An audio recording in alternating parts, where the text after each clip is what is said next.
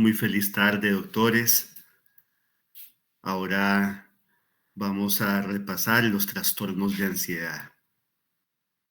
Es muy importante saber que las personas tienen estos trastornos y que efectivamente podemos ayudarles. Los trastornos de ansiedad son muy frecuentes.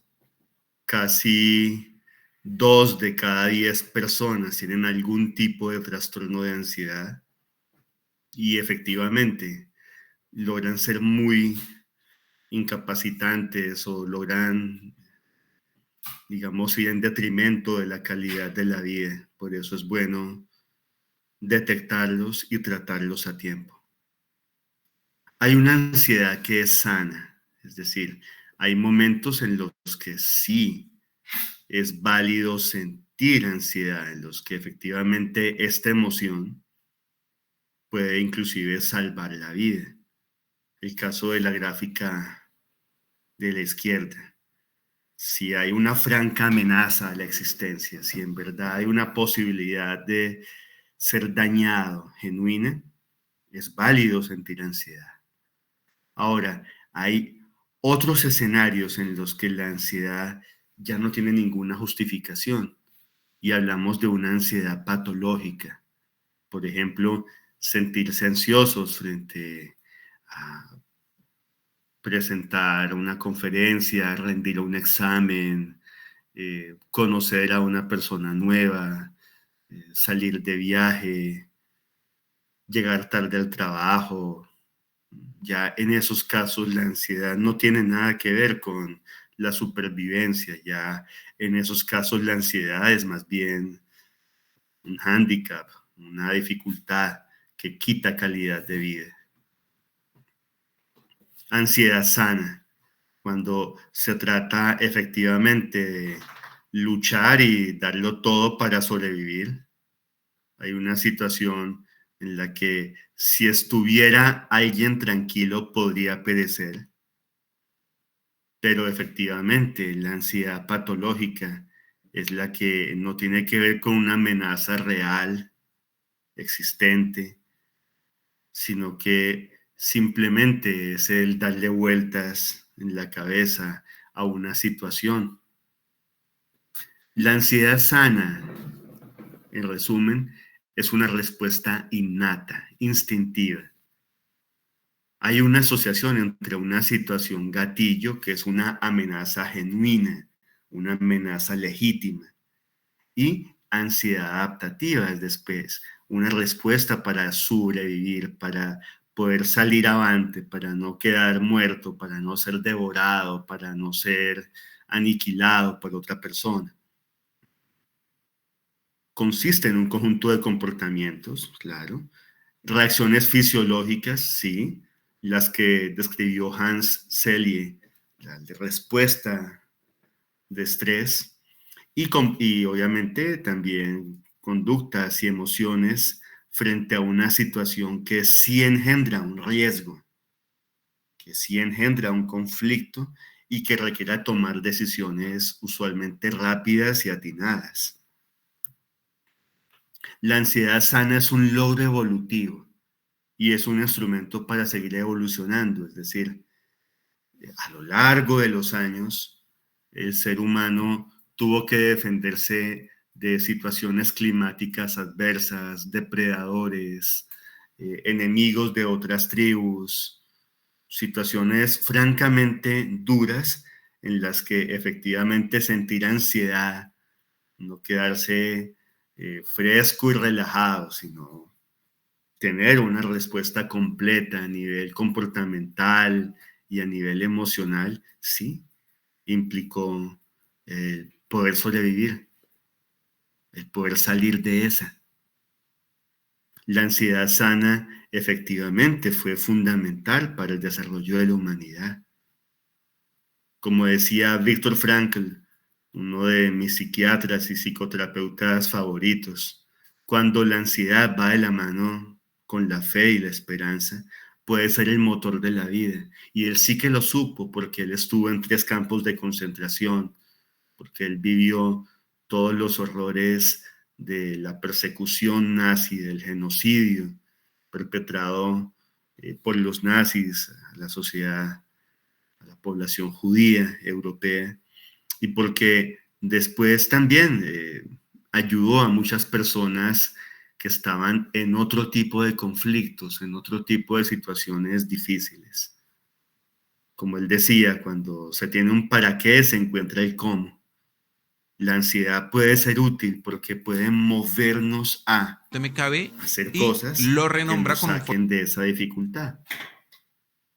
Básicamente, todo ser, todo organismo que esté vivo, eh, pretende continuar estando vivo, ¿no? Hay una búsqueda de supervivencia. La ansiedad sana está encaminada a favorecer la supervivencia. Y la ansiedad sana detona una respuesta. Y como ya hemos visto, sí, tiene una emoción, ansiedad, a veces angustia inclusive. Unos parámetros fisiológicos, una respuesta al estrés y unas conductas, unos comportamientos. A veces el congelamiento es útil, por ejemplo, frente a un oso. Está bien descrito que lo mejor es simplemente dejarse caer al suelo, hacerse el muerto, no moverse. El oso, sí, de pronto emite gruñidos, puede estar osando, explorando un poco, puede inclusive poner una pata encima de la persona, pero si está congelada, si se hace la muerta, no la va a matar, ahí la deja. A veces la supervivencia implica una reacción de confrontación, de lucha, de pelea, como en la imagen que teníamos, ¿no? Frente a un tigre.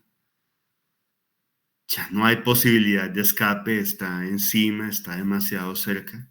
Entonces, bueno, se tiene que efectivamente dar una confrontación y uno esperaría, por el bien de la supervivencia, que se salga vencedor. Y a veces es útil la huida, a veces lo mejor es no pelear, no quedarse ahí, tampoco haciéndose el muerto o congelados, sino simplemente volar. Las famosas tres Fs en inglés. El freeze, el fight o el fly. Aquí están, fíjense, momentos reales, situaciones genuinas en las que se requería una respuesta de ansiedad y de estrés. La ansiedad sana sirve para analizar situaciones de peligro, para explorar bien los contextos, sobre todo los contextos nuevos. Sirve para rediseñar comportamientos en pro de la adaptación. Advierte, orienta muchas veces en situaciones en las que hay incertidumbre o ambigüedad. Guía las anticipaciones necesarias para preparar mejores respuestas ante desafíos futuros. Es fundamental en la vida porque regula la interacción con los demás y ofrece un sistema de alarma para poder afrontar y prevenir muchas veces situaciones de peligro.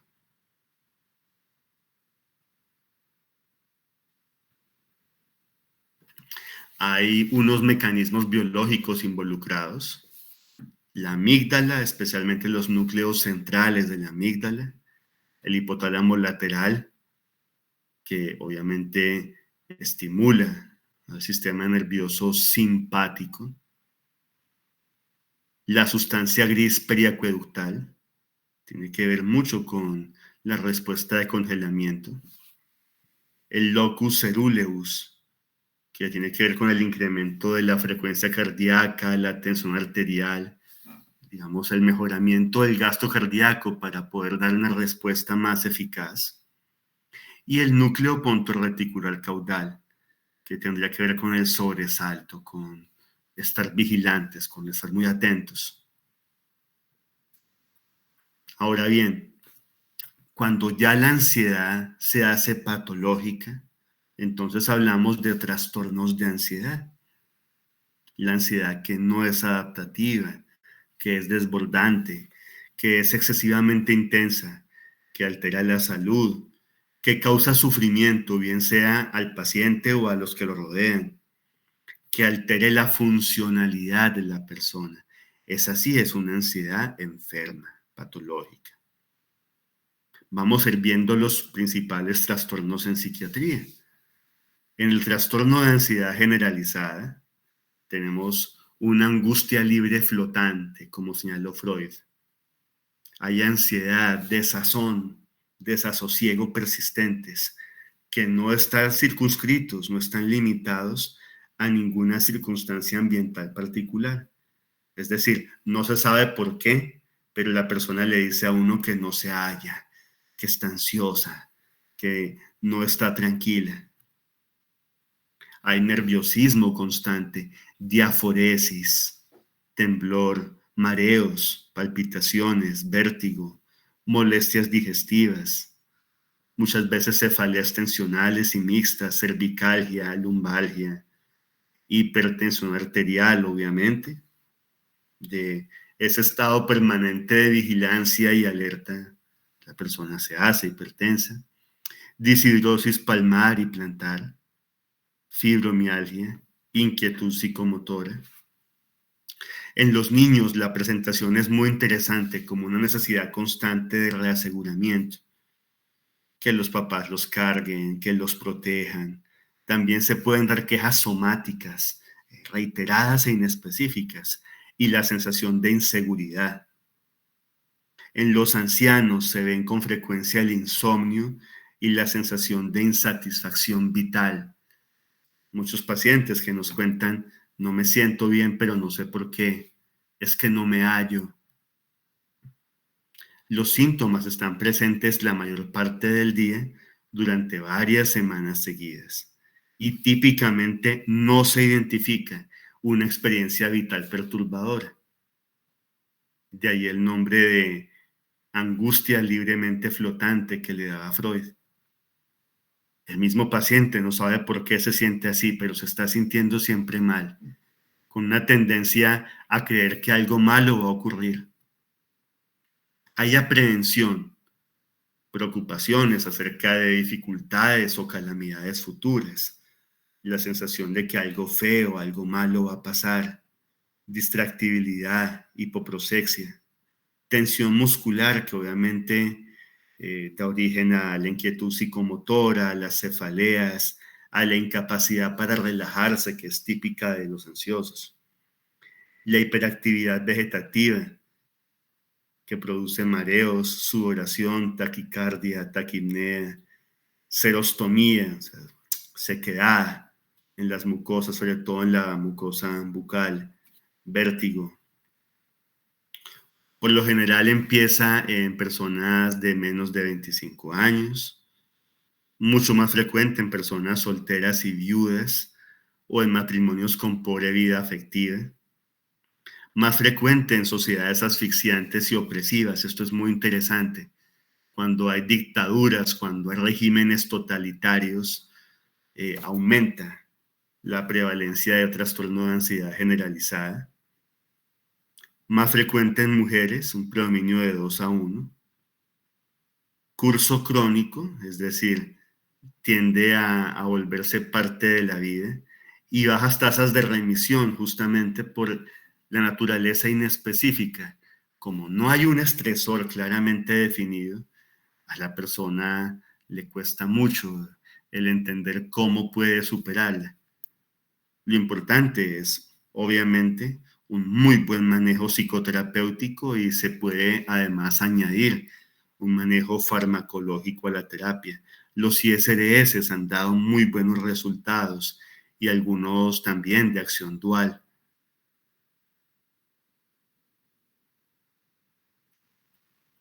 Aquí tenemos, fíjense, distintos fármacos, algunos tricíclicos, imipramina, clorimipramina, otros inhibidores selectivos de recaptación de serotonina, como la fluoxetina, la sertralina, la fluoxamina, la duloxetina o el estalopram, y otros que son duales como la venlafaxina o la desvenlafaxina. La psicoterapia es fundamental, es lo que más funciona. Puede no haber farmacoterapia, pero si hay una buena psicoterapia, la ansiedad generalizada remite. Es bueno que el paciente aprenda técnicas de relajación, además de distintas vertientes, no solamente mindfulness o atención plena, el yoga, la meditación trascendental, los ejercicios espirituales, muchas técnicas como el Qigong o Tai Chi. Y todos los ejercicios pueden ser inclusive técnicas muy médicas como la de Schultz o la de Jacobson, pueden ser de gran utilidad. Las modificaciones contextuales también. Si se vive en un entorno más seguro, más tranquilo, si hay una democracia estable y no una dictadura, si hay una situación de bienestar económico, de bienestar social, obviamente eh, se puede mejorar más fácilmente la persona con ansiedad generalizada. Y por supuesto el estilo de vida saludable. Insisto, el deporte no solamente es por motivos estéticos, para verse bien, el deporte es indispensable para sentirse bien. Otro escenario es el trastorno de estrés postraumático. Es una enfermedad psiquiátrica que se desarrolla después de haber vivido o presenciado acontecimientos francamente amenazantes o peligrosos, que van desde crímenes y violencia, por ejemplo, las atrocidades de la guerra, hasta desastres naturales, un terremoto, un maremoto, un tipo de dificultad, huracán, etcétera. ¿Qué es lo que se suele ver en el estrés postraumático? Pesadillas, por lo general con temas relacionados con la experiencia que se superó, recuerdos intrusivos, episodios de activación súbita, reviviscencias o flashbacks, intenso distrés psicológico y fisiológico, evitación de los recuerdos del trauma o de los objetos o las situaciones que evoquen dichos recuerdos. La persona no soporta ni pasar cerca de donde vivió esa experiencia o no quiere saber ni siquiera de dibujos que representen la situación. Un alertamiento incrementado, lo que se llama hipervigilancia, insomnio, tanto de conciliación como de reconciliación, irritabilidad, ataques de ira, dificultad para concentrarse, respuestas exageradas de sobresalto y alteraciones en la funcionalidad. Típicamente, para que hagamos un diagnóstico certero, el estrés postraumático dura por lo menos un mes, o sea, hay más de un mes de duración, y ocurre después de un mes de haber ocurrido el trauma. Si recién tenemos el trauma, la situación traumática, y observamos al paciente al día siguiente, a los 2 días, no podemos hablar aún de un trastorno de estrés postraumático, sino de una respuesta a estrés agudo. La respuesta a estrés agudo es la que va dentro del primer mes después del evento. Si ya ha pasado el mes, la respuesta a estrés agudo no fue manejada con psicoterapia, con farmacoterapia, ahí sí estamos en el terreno del trastorno de estrés postraumático. Hay que saber que la mitad de los pacientes se recuperan. Un 40% requiere un tratamiento prolongado, pero mejora, y un 10% cronifica. Se puede presentar a cualquier edad. Y como les decía, hay cierta vulnerabilidad del sexo masculino porque es el sexo al que se le obliga a combatir, al que se sentencia a muerte, al que se le hace vivir situaciones duras de guerra, de matanzas. Se da también, fíjense, en situaciones duras, ¿no? Terremotos, tsunami, etcétera. El tratamiento entonces debe ser inmediato. Se ha mostrado que es muy útil combinar propanolol con psicoterapia. Recuerden eso. Se acaba de dar un sismo grave, hubo muchos muertos, una ciudad, un pueblo quedaron devastados. Ahí hay que entrar con psicoterapia y propanolol. El propanolol hace que no se quede la memoria traumática, que no se quede ese recuerdo traumático. La psicoterapia puede ser individual y grupal, pueden ser ambos tipos al mismo tiempo. Ahora, pasada la primera semana del evento, psicoterapia con un inhibidor selectivo de la recaptación de serotonina. Técnicas de relajación, por supuesto, son siempre bienvenidas. Cambios contextuales y ojalá asegurarse de que no se quede el paciente ahí en condición de refugiado, que no se quede en cambuches o en campamentos, sino que rápidamente se reintegra en la vida social y laboral, y cambios en el estilo de vida. La reacción de estrés agudo, como veíamos, es la que está dentro del primer mes después de una situación o un evento con potencial traumático. La reacción de estrés agudo es una reacción disfuncional, desagradable e intensa, que comienza poco después, pueden ser minutos después, de un acontecimiento traumático o abrumador, y dura hasta un mes. Durante menos de un mes es la duración. Si los síntomas persistieran por más de un mes, ya no se habla de reacción a estrés agudo, sino de trastorno de estrés postraumático. Hay que entender que la exposición directa no implica siempre sufrir lesiones graves o violencia o enfrentarse a un peligro de muerte. También puede darse por un cambio drástico en el estilo de vida, por ejemplo, caer en bancarrota, ser despedido del trabajo, cambios drásticos en la situación laboral o económica, o en la situación conyugal, sentimental. Un divorcio reciente puede originar una reacción a estrés agudo. Ahora, también hay una exposición indirecta. Se da de hecho en muchos terapeutas, en muchos médicos, en muchos psiquiatras, en muchos psicólogos, y no hay suficientes estudios al respecto.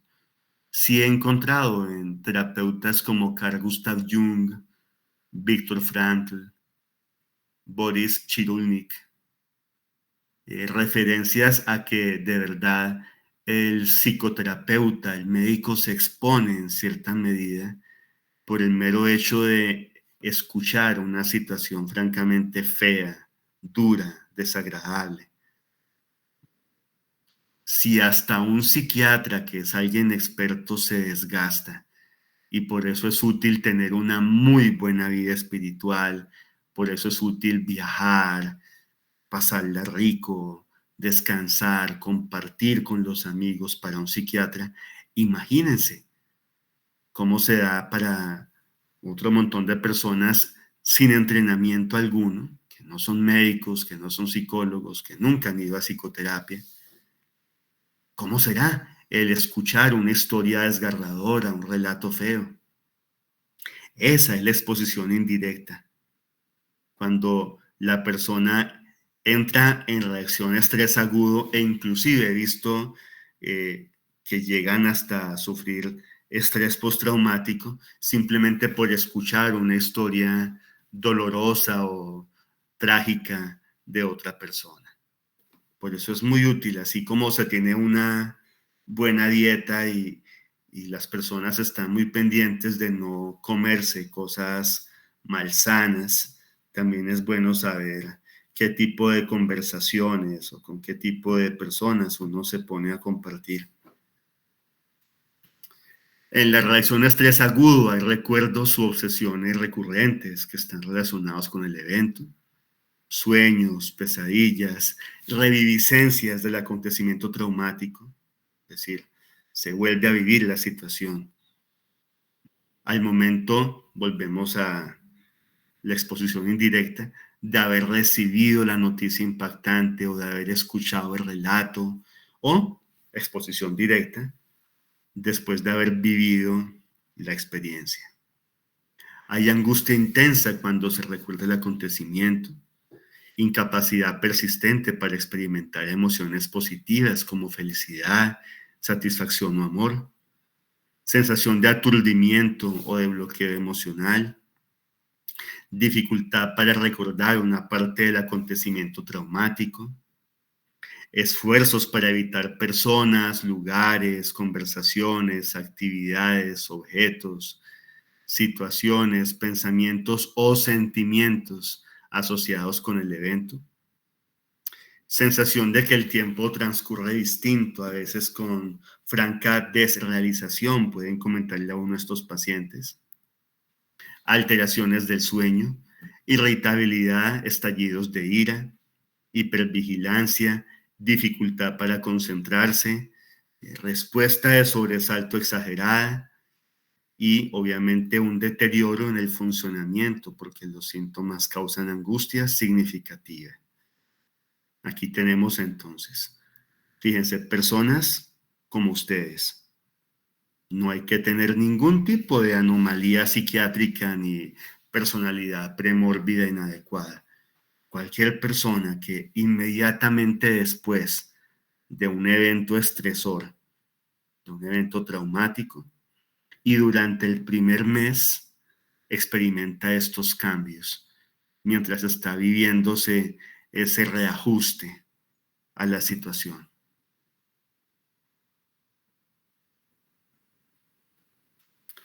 Tratamiento, se ha dicho primero que nada, sirve muchísimo ayudar, implicarse, comprometerse en actividades comunitarias durante la crisis. Cuando hay un elemento estresor, un tsunami, un temblor, una azonada, una guerra civil, como lo vivimos hace 3 años, una emergencia sanitaria mundial por la aparición de la pandemia de COVID-19, aquellos que ayudaron y se comprometieron, les fue mejor. Si la persona ayuda, efectivamente, rara vez aparece un estrés postraumático. En cambio, los indiferentes, los insolidarios, los cobardes o aquellos que presenciando un crimen o un delito se quedan callados, que le hacen el juego a la impunidad, curiosamente después terminan haciendo estrés postraumático. Es una interesante moraleja, es una lección de la vida. Definitivamente ayudar sirve. Ser solidarios sirve, funciona. No solamente en términos éticos o filosóficos o religiosos. Ayudar, ser buena persona sirve para que la reacción a estrés agudo no se convierta en estrés postraumático. Empoderarse, evitar la victimización, ayudar ojalá a otras personas involucradas en la misma situación. La psicoterapia individual y grupal. Acuérdense del propanolol. No hace falta 40 miligramos, ¿no? 10 miligramos cada 12 horas. Puede ser más que suficiente si hay una buena psicoterapia. Enfocarse en los aspectos positivos de la vida, tener gratitud, involucrarse en los aspectos también satisfactorios del día a día, pueden también servir. Otras técnicas de relajación, la aromaterapia, la musicoterapia, aunque no tienen tan contundente respaldo clínico y epidemiológico, también pueden ser de utilidad, sobre todo para ciertos individuos. Vamos ahora con el trastorno de pánico. Típicamente presenta episodios súbitos de gran intensidad, llamados crisis de pánico, con síntomas autonómicos, taquicardia, taquipnea, palpitaciones, diaforesis, síntomas afectivos como ansiedad extrema y síntomas cognitivos como la sensación de muerte inminente o la posibilidad de perder la razón, de enloquecer. Son episodios intensos y breves, de gran ansiedad, que no se deben a efectos de ninguna sustancia, ningún medicamento o ninguna enfermedad. Si, por ejemplo, alguien parecía tener un ataque de pánico, pero se demuestra que tiene un hipertiroidismo, no hacemos diagnóstico de trastorno de pánico, sino de hipertiroidismo. Y los ataques de pánico son periódicos e inesperados. Aparecen cuando la persona menos se lo imagina. Dejan una persistente preocupación por tener nuevos ataques. Por eso se da a veces esa combinación con la agorafobia. Persiste preocupación por las implicaciones del ataque o sus consecuencias. Pueden preocuparse mucho por perder el control, tener un ataque cardíaco, morir, enloquecer, desmayarse. Y obviamente hay un cambio significativo en el comportamiento en relación con los ataques. Si no hay psicoterapia, la persona se puede volver cada vez más aislada, más retraída socialmente. Hay gente que después de tener 2 o 3 crisis de pánico, ya empieza a dejar de salir de la casa. Y eso se puede evitar con un abordaje integral, completo, que incluya una buena psicoterapia. Los sentimientos de terror del ataque de pánico aparecen de repente, sin previo aviso. Se asocian por lo general a una imperiosa necesidad de escapar del lugar, de salir de la situación en la que se desencadena la crisis. Puede tener asociación con ideas de muerte o con pérdida de control o impulsividad, sobre todo cuando el ataque de forma extraordinaria dura más de 20 minutos. El trastorno de pánico puede darse con o sin agorafobia. La agorafobia es ese desagrado, esa evitación a lugares públicos, plazas, espacios abiertos o lugares muy concurridos como una estación de metro, una estación de tren, un avión, etc. La prevalencia mundial, fíjense, del 2 al 2.5%, 2 de cada 100 personas tienen trastorno de pánico. Inicia usualmente alrededor de los 17 años. Es más frecuente en mujeres solteras, divorciadas y viudas. Y hay una altísima comorbilidad con enfermedades del afecto, especialmente con enfermedades depresivas. El tratamiento, obviamente, ISRS, es opcional el propanolol, la dosis baja, 10 a 20 miligramos al día. La psicoterapia resulta fundamental, las técnicas de relajación y los famosos cambios conductuales y contextuales en los que les he insistido mucho hoy. Ahora, hay unas fobias específicas también, es otro escenario de los trastornos de ansiedad. ¿En qué consiste la fobia específica? En una ansiedad intensa, desproporcionada, irracional, ante seres, objetos o situaciones concretas. La persona puede sentirse drásticamente ansiosa o tener un ataque de pánico una vez se le expone al objeto de temor. Hay que saber que las fobias específicas se dan en situaciones bien definidas, que sin duda alguna no son peligrosas, pero que desencadenan la ansiedad. La exposición a determinada situación, la famosa situación fóbica, desencadenaría una gran ansiedad y obviamente conductas de evitación. Hay un importante incremento de la activación vegetativa, con taquicardia, diaforesis, vasoconstricción periférica con palidez, rubor, malestar estomacal, serostomía, diarrea, picos de presión arterial, conductas de evitación o escape. Cuando efectivamente alguien se ve en la situación temida, trata de esfumarse, de irse de inmediato. Si el sujeto fuera forzado a mantenerse en dicha situación, aparecen otras perturbaciones: voz temblorosa, afonía, rigidez súbita, gestos de pavor, movimientos extraños de las extremidades, pérdida del tono muscular, lipotimias e incluso síncopes. Es importante saber que detrás de toda fobia específica hay una anticipación de consecuencias desfavorables o catastróficas a partir de una evaluación negativa, sesgada de la situación y de las propias capacidades. Claro que efectivamente hay pensamientos de daño. El paciente puede llegar a pensar que sufrirá un daño letal o que se pondrá al borde de la muerte al vivir la situación. Hay muchísimas fobias específicas. Aquí quise poner las más frecuentes. Ténganlas en cuenta.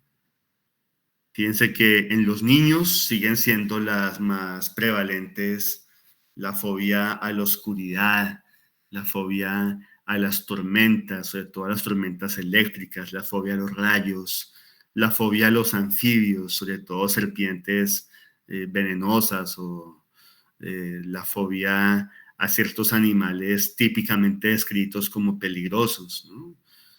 Tigre, tiburón, hipopótamo, etcétera.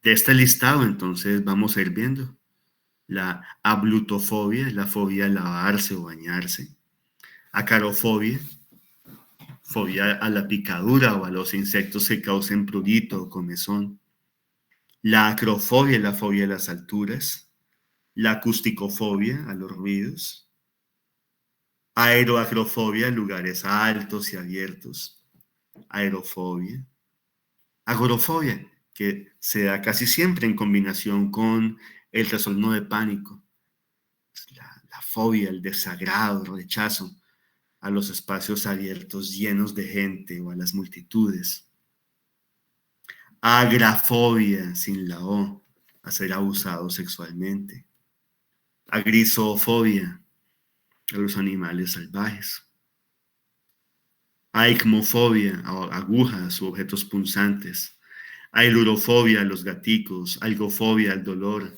aliumfobia, al ajo;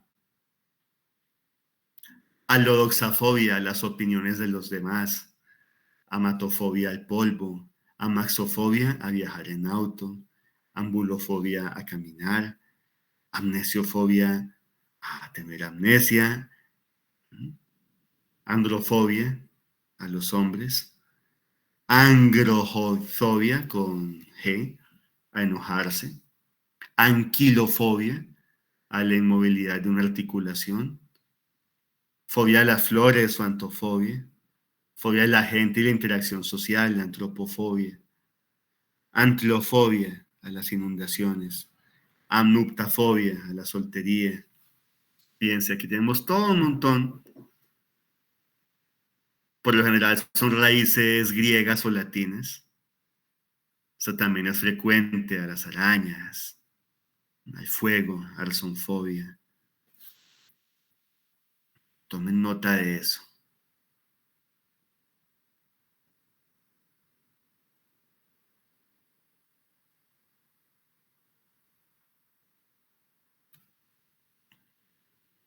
Obviamente, microbios, bacterias. En ese caso hablamos de bacilofobia, bacteriofobia.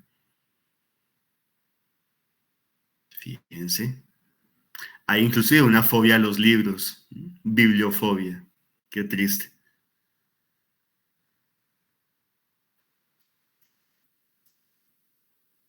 A ser ridiculizados, catagelofobia; a bailar, corofobia; al dinero; a los colores, otra fobia triste, cromatofobia. Tomen nota. Y si ustedes se ponen a explorar, van a encontrar que muchos de sus amigos y conocidos tienen una fobia de esas, sino que pasa desapercibida, pasa de agache. Muchas fobias específicas no se manifiestan sino cuando ya la persona se expone al objeto que teme. De todas maneras, es útil la psicoterapia, es muy útil la imaginación guiada y cuando una persona la acompañamos terapéuticamente, puede rápidamente dejar a un lado la fobia que le esté torturando.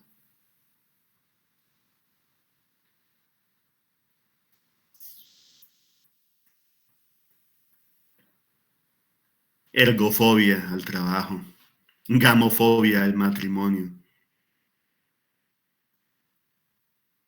gerontofobia o gerascofobia. Así como hay una androfobia, pues también hay ginefobia a las mujeres, agiofobia a los santos o a las cosas sagradas. ¿Mm? Muy frecuente esta hemofobia a la sangre. También muy frecuente esta otra, herpetofobia, a los reptiles, sobre todo serpientes. Hidrofobia se ve en niños pequeños,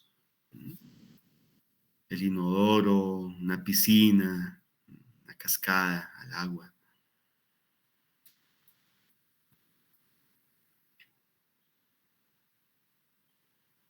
Fobias a ir al médico, a los peces,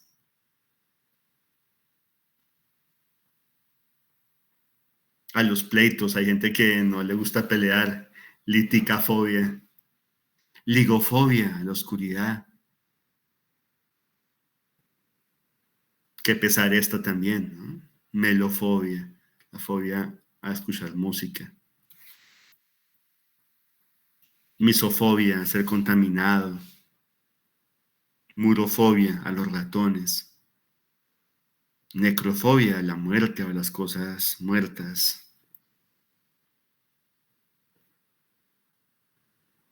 Hay una pagofobia al hielo.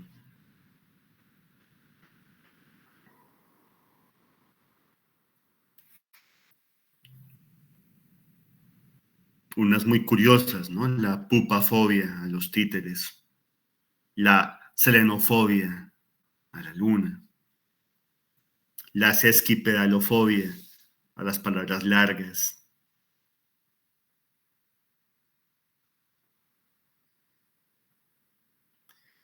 Y si están descritas es porque efectivamente las han padecido muchas de personas a lo largo de la historia.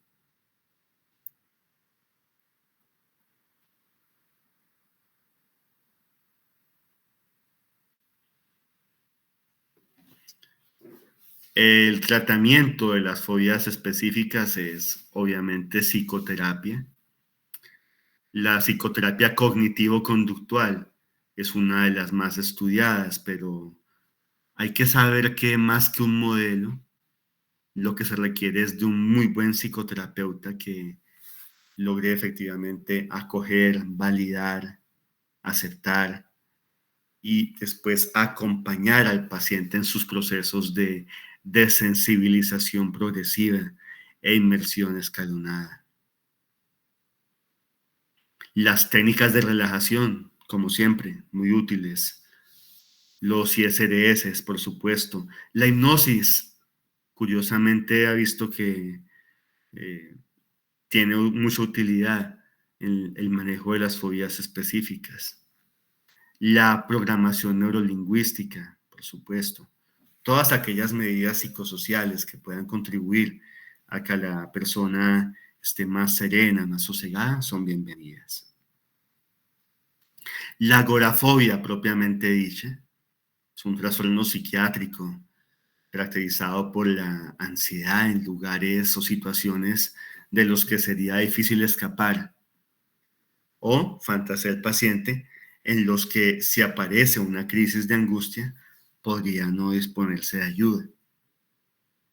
La persona presenta conductas de evitación, ¿no? Al igual que otras fobias, no quiere ni siquiera ver, no quiere ni tocar, a esa persona o esa situación que le cause fobia.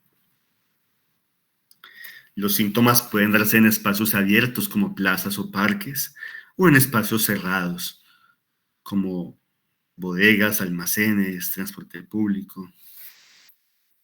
Está estrechamente relacionada con el trastorno de pánico y no es infrecuente que se manifiesten mutuamente, lo que se llama el trastorno de pánico con agorafobia. Viene de términos griegos, ágora, que es plaza o sitio de reunión, y phobos, que era un hijo de Ares y Afrodita que personificaba el horror y el temor. La agorafobia puede traer una gran dificultad en cuanto a una merma de la calidad de la vida, porque la gente agorafóbica puede llegar a no querer salir de su casa.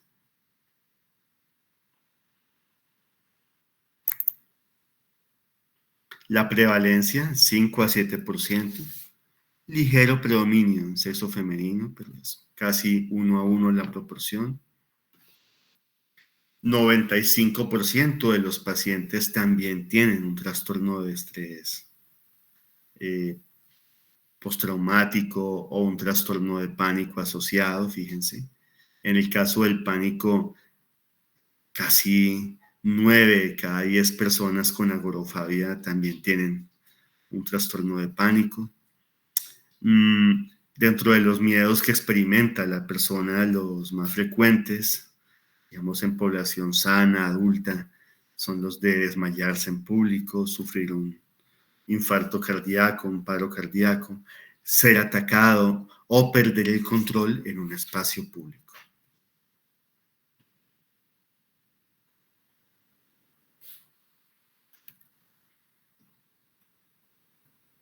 La fobia social consiste en un trastorno en el que la persona siente miedo y evita situaciones en las que cree que pueda ser juzgada por los demás. Puede comenzar en la adolescencia y posiblemente tenga que ver con padres sobreprotectores o con oportunidades sociales limitadas. Es decir, niños y adolescentes que no tuvieron suficiente vida social, después van a ser hombres y mujeres eh, que la gente llama muy tímidos, que en realidad pueden tener a veces franca fobia social porque no logran ni siquiera interactuar en términos de un saludo amable o de manifestarse al otro agrado por verlo. Y típicamente la fobia social se da por igual entre los dos sexos, hombres y mujeres tienen igual afectación. Las personas con fobia social están en muy alto riesgo de consumir alcohol u otras drogas. Es nefasto cuando puedan llegar a creer que solamente consumiendo alcohol tienen ya eh, la posibilidad de interactuar socialmente con otra gente. El fóbico social por lo general empieza emborrachándose para poder invitar a alguien a bailar y después termina con el alcoholismo a cuestas y la fobia eh, persistente porque ninguna sustancia psicotóxica va a darnos la cura. La fobia social se quita con psicoterapia. Son muy ansiosos, son sumamente tímidos y evitativos en situaciones sociales cotidianas. Como hay un miedo intenso, persistente y crónico a ser juzgados o a ir a cometer torpezas o hacer cosas que los demás puedan censurarles o hacer cosas que puedan hacerlos sentir avergonzados. Entonces, los pacientes con fobia social pueden preocuparse durante días o semanas antes de la situación de la cual temen. Asistir a una fiesta, una reunión social, comer en público, usar baños públicos, asistir a eventos académicos, conocer nuevas personas. Casi que lo que les resulta muy agradable a mucha otra gente, a ellos les parece todo un desafío, toda una dificultad. Frente a los escenarios de interacción social, Los fóbicos sociales efectivamente se ruborizan, tartamudean, se bloquean, pierden el hilo de la conversación, experimentan síntomas eh, neurovegetativos como diaforesis, discidosis palmar y plantar, náuseas, temblores, etcétera. La prevalencia, muy frecuente, fíjense, sobre todo en hombres, varones, adolescentes y adultos jóvenes. A veces hasta el 15%, fíjense. Casi que 2 de cada 10 hombres experimentan mucha ansiedad social, mucha fobia social a esta edad, en la adolescencia o en la adultez temprana. Y por eso la función de un buen profesor y la función de todos nosotros como sociedad está en que la socialización, la interacción con la otra gente se dé sin traumatismos, sin complicaciones, y es una obra bonita de caridad, la de acompañar a alguien que sea tímido y presentarle a otra persona, o introducirlo en un círculo, o invitarlo a exponer, o simplemente hacerlo partícipe de una comida, de una fiesta, porque es una forma linda de irlos entrenando. Finalmente, todas las habilidades sociales son entrenables, tengan en cuenta eso. Si tenemos psicoterapia, farmacoterapia, técnicas de relajación, técnicas de respiración también, y hacemos una exposición progresiva, paulatina, podemos tener muy buenos resultados. La hipnoterapia ha funcionado, también las técnicas de imaginación guiada, curiosamente, el imaginar que se está en esa situación que se teme, y los talleres, obviamente, para favorecer habilidades sociales y comunicativas. Un dato interesante es que cuando uno, como terapeuta, invita a estas personas a que se conecten también con la música, con el arte o con el teatro, el arte dramático, también pueden ir bastante bien. Trastorno obsesivo compulsivo es un desorden caracterizado por obsesiones y compulsiones. ¿Qué es una obsesión? Un pensamiento parásito, reiterativo, que el paciente a quitarse de encima, pero que llega cada vez con más fuerza. Y compulsiones, es decir, rituales, que tienen una significación como de contra, como de exorcismo de la obsesión. Lo malo es que las compulsiones son también a veces muy bizarras, muy extrañas y rara vez efectivas. La compulsión sí sirve para bajar la ansiedad por un ratico, pero la obsesión después vuelve con más fuerza y la ansiedad también. Aparte de estas obsesiones y compulsiones, en el TOC tenemos marcada ansiedad y obviamente una dificultad para el funcionamiento cotidiano. Las obsesiones, como veíamos, son ideas, pensamientos, imágenes o impulsos intrusivos, no deseados, reiterativos, que la persona identifica como absurdos muchas veces, como exagerados o como contrarios a la personalidad. Hay obsesiones muy clásicas de contaminación, de agresión, de sexo, de orden, de simetría, de exactitud, de misticismo o de acaparamiento. Las compulsiones son actos, conductas, que son como rituales, que el paciente se siente obligado a hacer de una forma específica para aliviar la ansiedad que le generan las obsesiones. Como les comentaba, sirven momentáneamente, pero luego vuelven la ansiedad y las obsesiones con más poderío todavía. Las compulsiones pueden darse como actos motores o rituales mentales.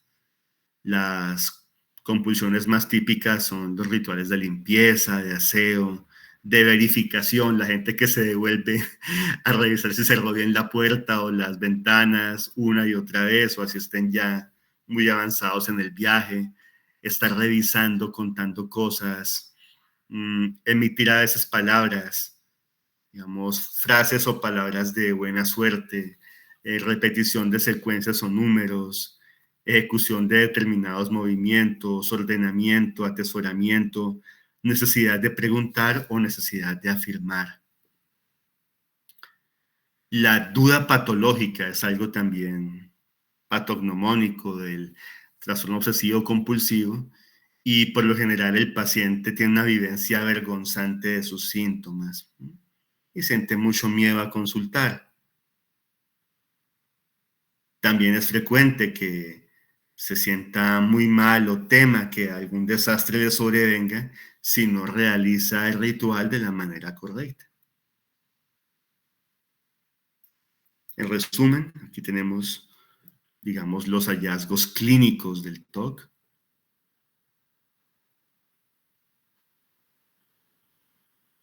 A nivel de criterios diagnósticos, entonces, los síntomas son una fuente importante de angustia o de incapacidad la mayor parte de los días, durante al menos 2 semanas sucesivas. Las obsesiones y las compulsiones son reconocidas por el paciente como fenómenos propios, como producidos por el propio psiquismo. Las compulsiones bajan la ansiedad, pero rara vez son placenteras. Fíjense, la prevalencia igual es alta, entre un 1 y un 6% de la población mundial. Cuando inicia en la infancia, ocurre alrededor de los 10 años y es de predominio en sexo masculino. Se ha investigado cierta asociación con infecciones respiratorias altas, el famoso estreptococo betemolítico, del grupo A. Cuando se inicia en la adultez, es de predominio en sexo femenino y tiene que ver mucho con el estar justamente controlando, el estar con la fantasía de que si no se está permanentemente encima de algo, entonces puede salir mal.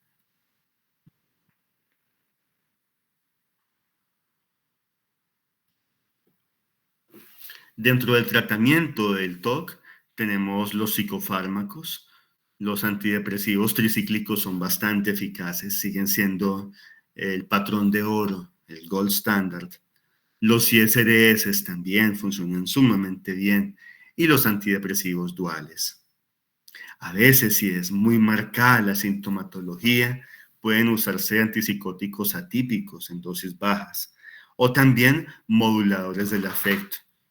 Me ha ido muy bien a mí con muchos pacientes usando ácido valproico o la motrigina a dosis bajas. La psicoterapia es fundamental. Pueden darse psicoterapias de distintos modelos. Los cognitivistas insisten mucho en que se pueda dar una reformulación cognitiva, que las creencias erróneas y los pensamientos automáticos negativos den lugar a nuevas creencias más ajustadas a la realidad y más positivas. Las técnicas de relajación, los, digamos, modificadores ambientales, el poder disponer de un contexto en el que haya más frescura, como se dice, más tranquilidad, el entrenamiento en inteligencia emocional, la musicoterapia y la arteterapia. Muchísimas gracias. Espero que hayan avanzado muchísimo en la profundización de los trastornos de ansiedad y confío en que puedan ayudar ustedes como doctores y otras personas que vean este video desde su disciplina, desde su trabajo, porque en realidad los trastornos de ansiedad son curables. Es una cosa interesante. Dentro de las enfermedades psiquiátricas, son enfermedades psiquiátricas curables y que se pueden erradicar. Y muchas personas sufren enormemente por no tener un tratamiento especializado a tiempo. Entonces, por favor, siempre que detectemos a alguien, aconsejémosle con mucha discreción, con mucho cariño.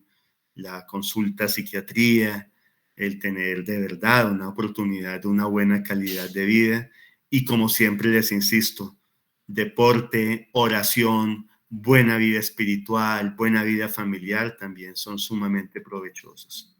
Muchísimas gracias.